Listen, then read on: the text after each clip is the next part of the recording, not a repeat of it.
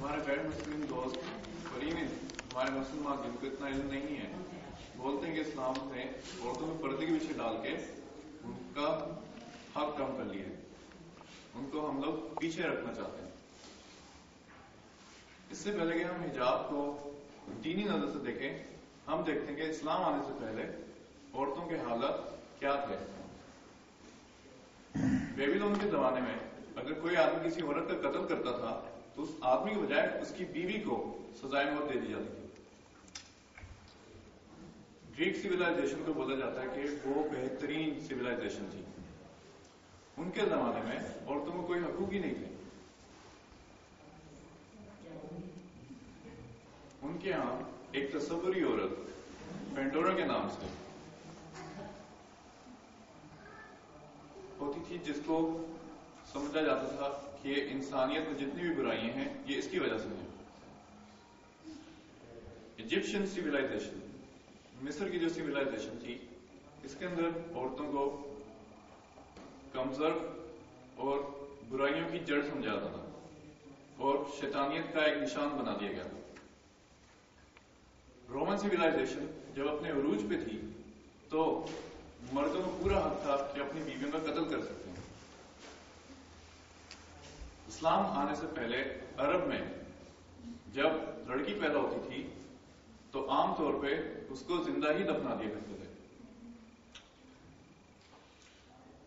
ہمارے عالمی اکثر صرف عورتوں کے حجاب کی باتیں کرتے ہوئے نظر آتے ہیں، جبکہ اللہ نے قرآن میں سورہ نور آیت نمبر 30 میں مردوں کے حجاب کی بات کی کہ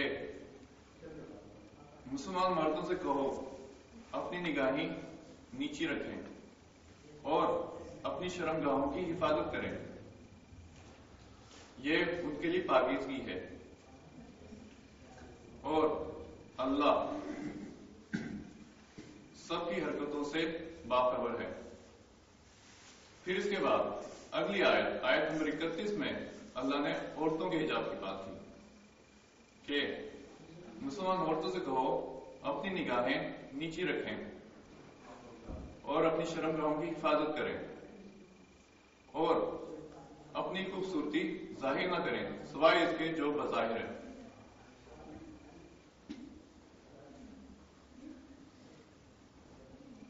اور اپنے سینوں پہ چادر ڈھالے رکھیں اور اپنی خوبصورتی سوائے اپنے شوہر یا اپنے باپ یا اپنے شوہر کے باپ یا اپنے بیٹے، اس طرح کی ایک محرم کی لمبی لسٹ ہے۔ قرآن اور سنت کے مطابق حجاب 6 نقطوں پہ مشتمل ہے۔ پہلا نقطہ کہ مردوں کو ناک سے لے کے گھٹنوں تک اپنا جسم کو ڈھانکے رکھنا چاہیے، جبکہ عورتوں کو سر سے لے کے پاؤں تک اپنے آپ کو ڈھانپے رکھنا چاہیے سوائے ان کے ہاتھ کلائی تک اور ان کا چہرہ نظر آئے۔ لیکن کچھ عالمین کا خیال ہے کہ ایون ان کے ہاتھ اور چہرہ بھی چھپا رہنا چاہیے۔ دوسرا، بلکہ اس کے بعد جو 5 نقطے ہیں وہ عورتوں اور مردوں کے لیے دونوں کے لیے ایک جیسے ہی ہیں۔ اس کا دوسرا نقطہ ہے کہ کپڑے اتنے زیادہ ٹائٹ نہیں ہونے چاہیے کہ آپ کا فگر نمایاں ہو۔ تیسرا نقطہ کہ آپ کا لباس ٹرانسپیرنٹ نہ ہو کہ آپ کا جسم اندر سے نظر آنا شروع ہو۔ چوتھا نقطہ کہ آپ کے کپڑے اتنے زیادہ گلیمرس نہ ہو جو کہ دوسرے جنس کو اپنی طرف اٹریکٹ کرے۔ پانچواں نقطہ کہ آپ کے کپڑے اس طرح کے نہ ہوں جو کہ دوسرے مذاہب کے لوگوں پہ کے جیسے لگیں، نہ ہی آپ ایسے سمبلز استعمال کریں جو کہ دوسرے مذاہب کی پکی نشانیاں ہوں۔ چھٹا نقطہ کہ آپ کے کپڑے دوسرے جنس کے جیسے نہ لگیں، مطلب کہ لڑکوں کے کپڑے لڑکیوں جیسے نہ لگیں اور لڑکوں کے کپڑے لڑکیوں جیسے نہ لگیں۔ اور اگر ہم لوگ سوچیں کہ حجاب صرف اور صرف لباس پہ ہے تو ہم لوگ حجاب کے لفظ کو بہت کم تنگ نظر سے دیکھ رہے ہیں. حجاب صرف لباس نہیں، آپ کی نظروں کا بھی حجاب ہے، آپ کی نیتوں کا حجاب ہے، آپ کے دل کا حجاب ہے. کہ آپ کسی کے ساتھ جا کے بات کریں تو آپ کی نیت صاف ہونی چاہیے. آپ کوئی بات کر رہے ہیں، آپ چل رہے ہیں، آپ کا سب کچھ حجاب کے اندر ہی شامل ہوتا ہے.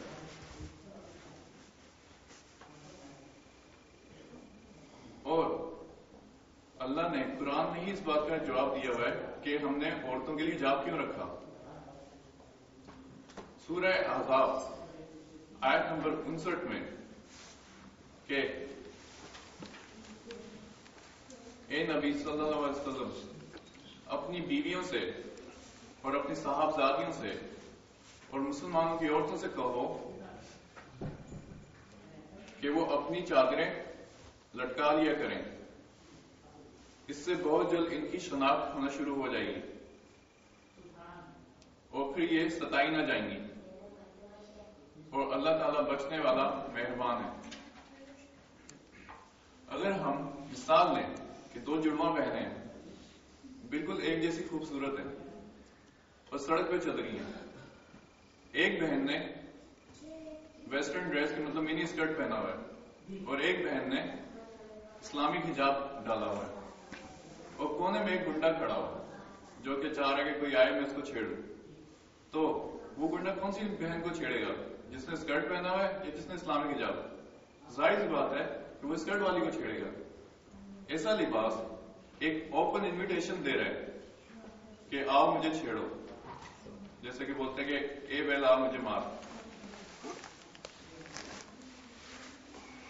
اسلام میں ریپ کرنے والے کی سزا موت ہے. اور یہی بات اگر بولا جائے تو غیر مسلم دوست کہتے ہیں کہ اسلام تو ایک جنگلی مذہب ہے، اتنی سخت سزا.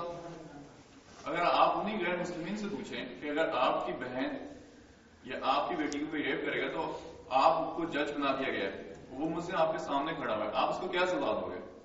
تو بولیں گے میں تو اس کو سیدھا سزائے موت دوں گا. یا کچھ لوگ تو اس طرح بولیں گے میں تو اس کو ٹارچر کر کر کے ماروں گا. اگر وہ بندہ آپ کی ماں بہن کو کرتا ہے آپ اس کو سزائے موت دو گے، اگر کسی دوسری کی ماں بہن کو کرتا ہے تو سزائے موت ایک جنگلی سزا ہوگی. یہ ڈبل سٹینڈرڈز کیوں ہیں؟ ویسٹ میں بولا جاتا ہے کہ ہم نے عورتوں کو آزادی دے دی ہے، جو کہ ایک غلط بیانی ہے. اگر آپ دیکھیں یہاں پہ تو انہوں نے کیا آزادی دی ہے؟ انہوں نے عورتوں کے جسم کی نمائش کرنا شروع کر دی ہے. عورتیں صرف اور صرف معاشرے کی تتلیاں بن کے رہ گئی ہیں، اور عیاش لوگوں کے ہاتھوں کا ایک کھلونا جو کہ آرٹ اور کلچر کے تصویر کے پیچھے چھپے پڑے ہیں اور ان کو استعمال کرتے رہتے ہیں. یو ایس اے کہتا ہے کہ جی ہم امریکن ہیں، ہم دنیا کے ایڈوانس ترین کنٹری ہیں، ہمارا ملک دنیا میں سب سے آگے ہے. اگر آپ دیکھیں امریکہ میں ہی دنیا میں سب سے زیادہ ریپ کا ریٹ ہے. ہائیسٹ ریٹ اس وقت دنیا میں امریکہ میں ہی ہے ریپ کا. وہاں پہ ایف بی آئی کی رپورٹ کے مطابق 1990 میں روزانہ 1756 ریپ ہوتے تھے، اور پھر اس کے بعد اگلی رپورٹ میں انہوں نے بتایا کہ روزانہ 1900 ریپ ہوتے ہیں، جو کہ اگر ہم گھنٹے کے حساب سے لگائیں کہ روزانہ ہر گھنٹے میں امریکہ میں 79 ریپس ہو رہے ہیں. اس کا مطلب ہر 3 منٹ میں 5 ریپ ہو رہے ہیں. اگر ہم وہاں پہ اسلامک شریعت کریں کہ ہر بندہ عورت کی طرف دیکھے، اس کے ذہن میں کوئی بھی برا خیال آئے وہ اپنی نظریں نیچے کرے، عورتیں ساری اسلامک حجاب پہنے رکھیں، اور اگر اس صورت میں کوئی بندہ ریپ کرے تو اسے سزائے موت ہو جائے، تو میں پوچھتا ہوں کہ وہاں پہ ریپ کا جو ریٹ ہے وہ بڑھے گا یا اتنا رہے گا یا کم ہو جائے گا؟ ظاہر سی بات ہے وہ ریٹ کم ہو جائے گا. ہم لوگ اسلامک شریعت کسی بھی ملک میں نافذ کریں، وہاں پہ ہمیں ریزلٹس ملیں گے.